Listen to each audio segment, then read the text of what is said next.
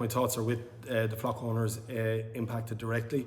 We want to protect our commercial sector and our captive birds in as far as we possibly can. That's why we have the mandatory biosecurity measures, the new housing order that I've had to introduce in consultation with my colleague Minister Andrew Muir in Northern Ireland.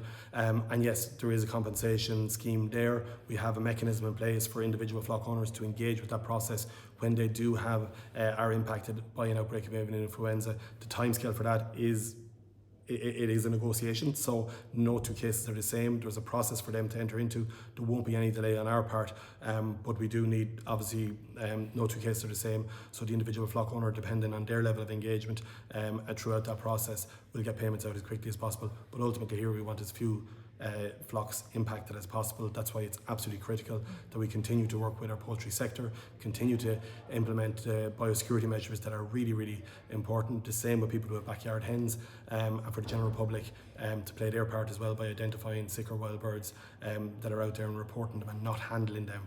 But I'm really lucky to have a great team of staff working across our regional veterinary offices.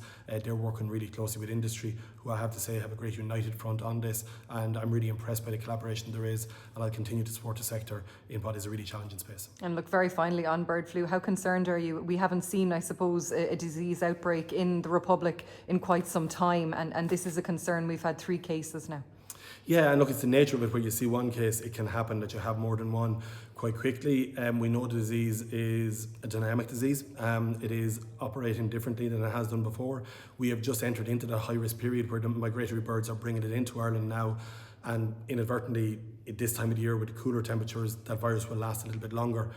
So it's the absolute opposite of blue tongue, which we spent all year trying to keep off the island for our beef industry, and we were successful in. We were successful because everybody worked together with really clear surveillance, and we monitored wind patterns of the midge and beyond. We are now in that high-risk period of avian influenza, so it is a concern that we would have 3 outbreaks so early in the season of a high-risk season. But we know from before, we had outbreaks previously in 2020 and 2022, and we managed to get on top of that, and we are all working together to try and contain this as best as we can, and we do that through really good vigilance, ongoing implementation of the biosecurity measures, and we'll continue to work together into the future.